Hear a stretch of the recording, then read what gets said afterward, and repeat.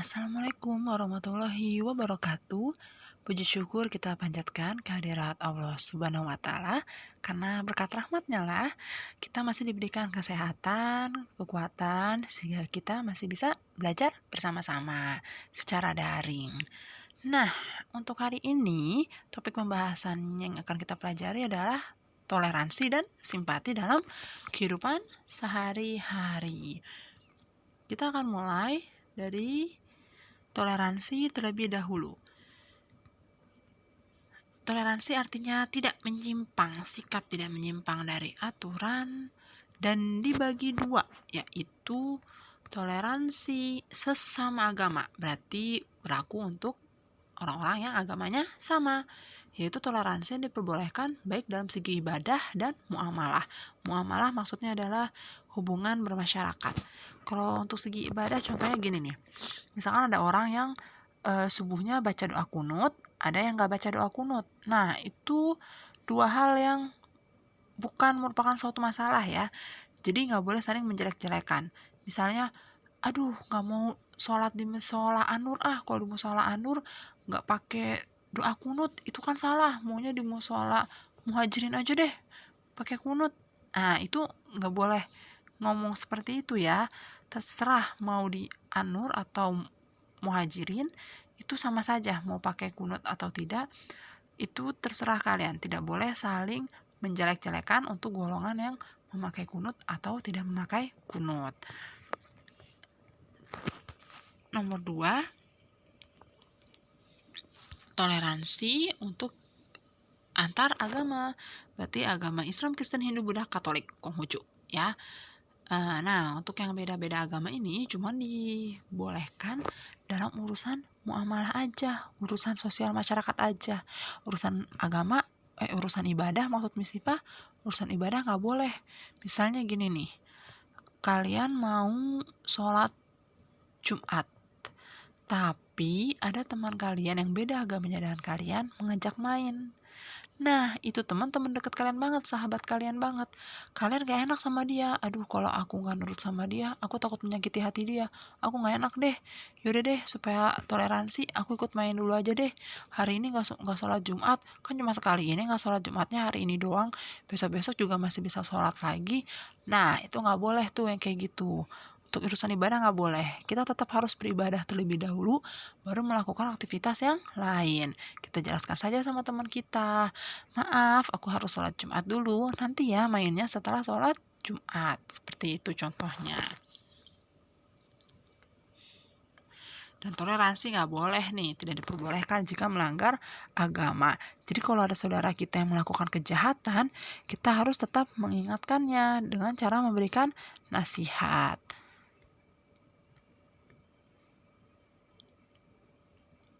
Toleransi bukanlah mengorbankan keyakinan karena suatu kebenaran, tapi sebatas menghargai perbedaan yang dilandasi oleh suatu alasan.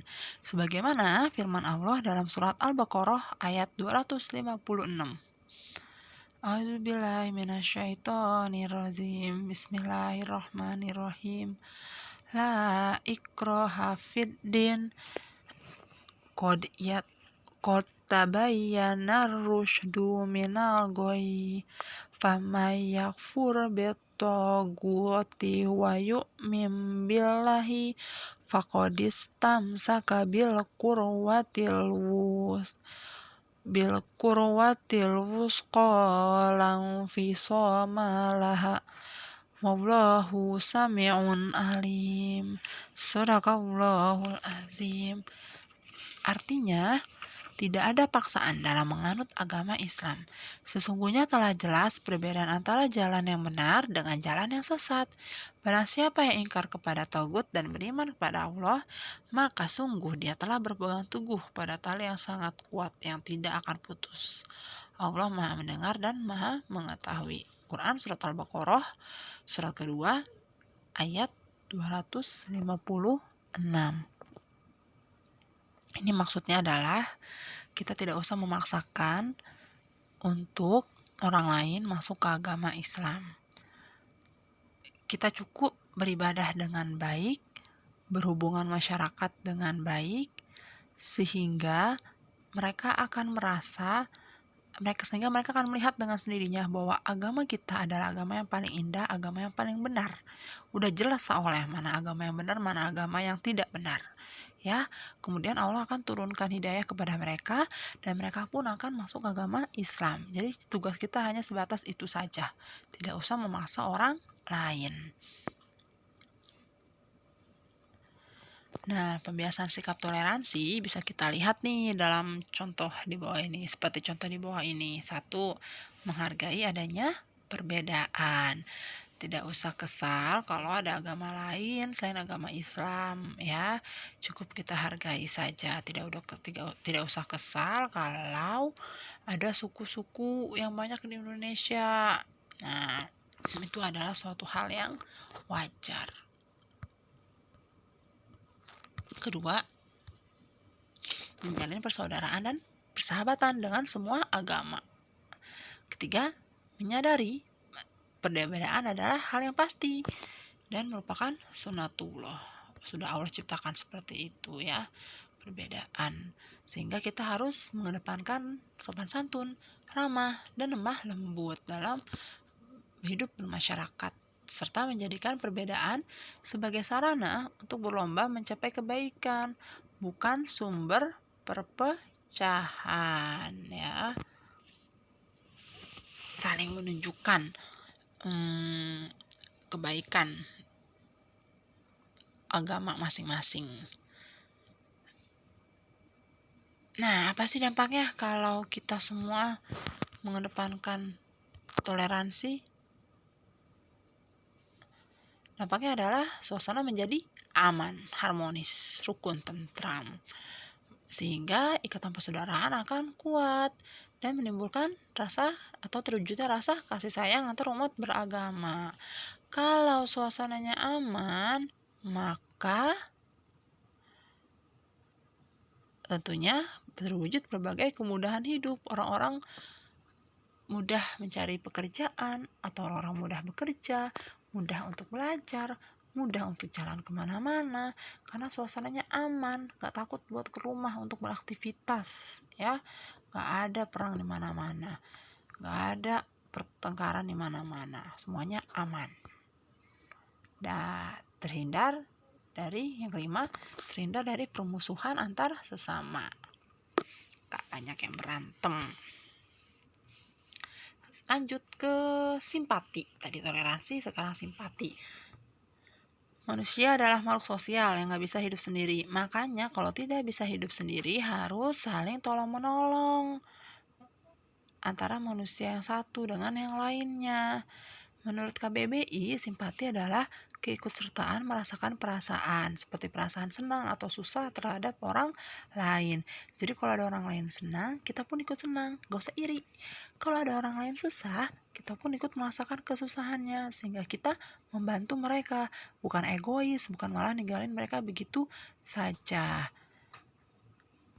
Nah, kita harus lebih simpati juga bisa dikatakan seperti mendahului kepentingan orang banyak dibandingkan kepentingan pribadi.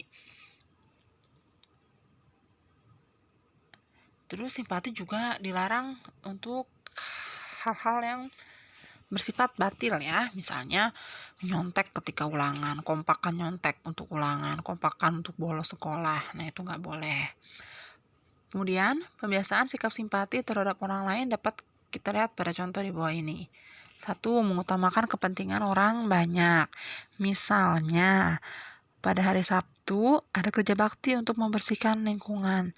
Nah, harusnya pada saat itu kalian jalan-jalan bersama keluarga. Sudah kegiatan rutin di tiap hari Sabtu, misalnya jalan-jalan sama keluarga.